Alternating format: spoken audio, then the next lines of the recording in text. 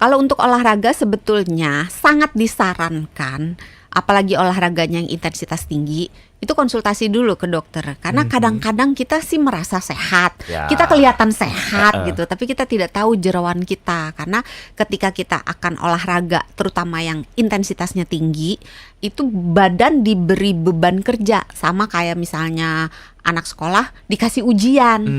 Nah kalau misalnya dia nggak dikasih ujian, cuman sekolah biasa aja, kan nggak ketahuan nih anak ini pinter atau keteteran.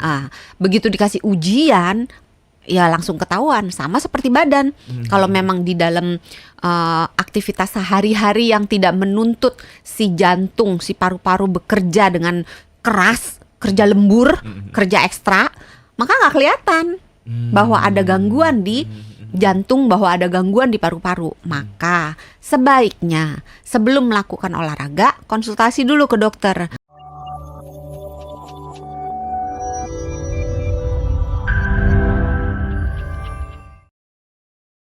Kita akan membahas soal yang lagi viral, Iya, yang kenceng. lagi ramai dan juga lagi kenceng, entah kenceng sesuatu yang dibahas di dalamnya atau juga kenceng berembus kabarnya. Iya. Salah satunya ini adalah soal ada seorang siswa SMP di Deli Serdang yang meninggal dunia setelah dihukum gurunya melakukan squat jump atau lompat jongkok sebanyak 100 kali.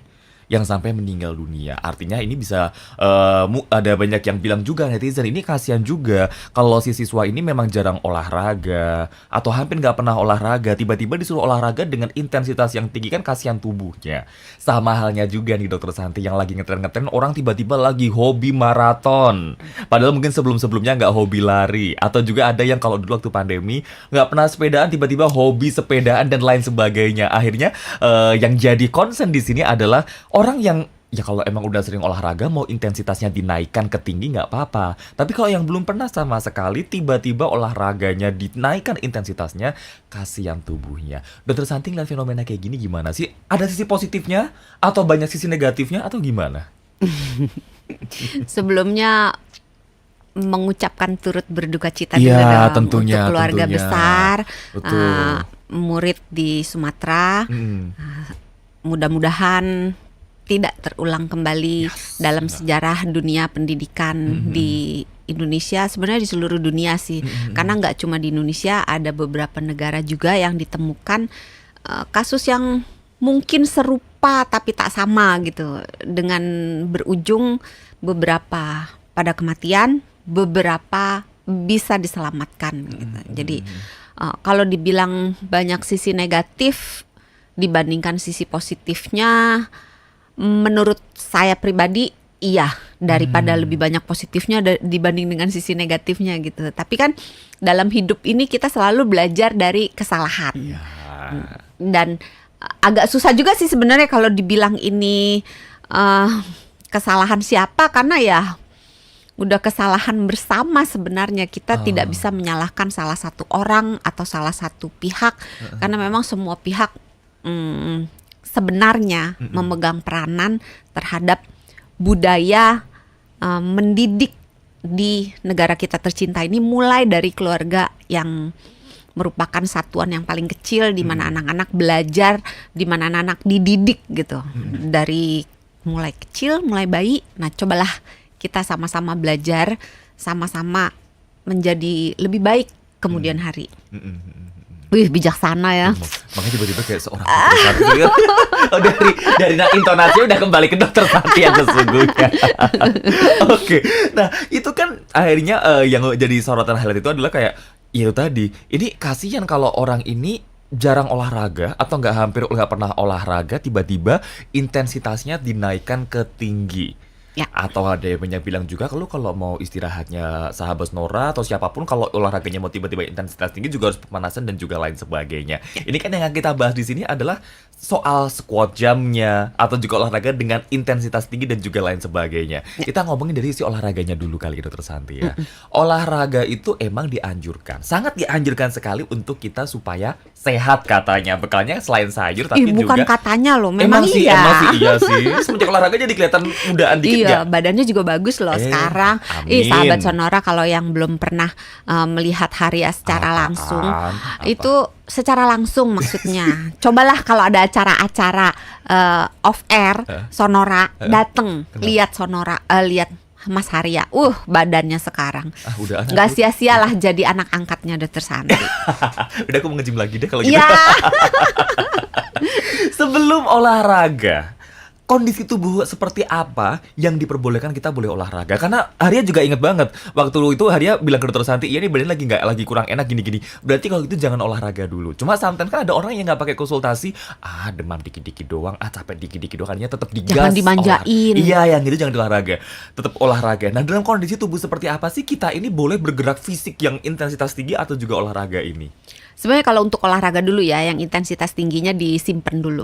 Kalau untuk olahraga sebetulnya sangat disarankan, apalagi olahraganya yang intensitas tinggi, itu konsultasi dulu ke dokter. Karena kadang-kadang kita sih merasa sehat, kita kelihatan sehat gitu, tapi kita tidak tahu jeroan kita. Karena ketika kita akan olahraga, terutama yang intensitasnya tinggi, itu badan diberi beban kerja, sama kayak misalnya anak sekolah dikasih ujian. Nah, kalau misalnya dia nggak dikasih ujian, cuman sekolah biasa aja, kan nggak ketahuan nih anak ini pinter atau keteteran. Begitu dikasih ujian, apalagi ujian mendadak. Nah, kalau misalnya anaknya ini memang agak lamban atau dia tidak siap, tidak belajar, ya langsung ketahuan. Sama seperti badan. Kalau memang di dalam aktivitas sehari-hari yang tidak menuntut si jantung, si paru-paru bekerja dengan keras, kerja lembur, kerja ekstra, maka nggak kelihatan bahwa ada gangguan di jantung, bahwa ada gangguan di paru-paru. Maka sebaiknya sebelum melakukan olahraga, konsultasi dulu ke dokter.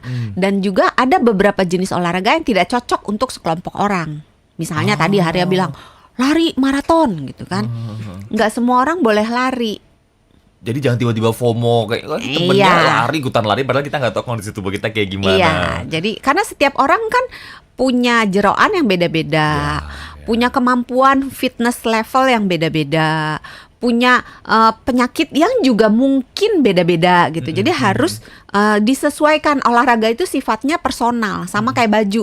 Mungkin baju yang baggy-baggy yang besar-besar cocok untuk si A. Tapi si B kalau dia pakai baju besar-besar malah bentuknya jadi aneh gitu. Olahraga juga gitu. Setiap orang punya olahraga yang cocoknya apa, yang sukanya apa, itu beda-beda, dan itu harus dicari.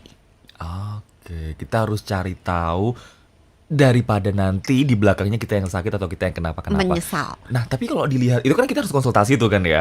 Kalau yang non konsultasi, yang mungkin bisa oke lah mau olahraga yang tipis-tipis aja deh gitu, bisa nggak? Nah, kalau cuma olahraga yang tipis-tipis kayak Haria bilang, itu oke. Misalnya olahraga dengan aktivitas yang ringan, yang cuma sekedar jalan santai, itu hampir sebagian besar lah, itu tidak kondisi apapun oke lah ya. Iya, harusnya kondisi apapun oke. Nah, tetapi kalau memang kita tidak mau konsultasi ke dokter, mungkin bisa diambil jalan yang sedikit lebih baik daripada tidak gitu.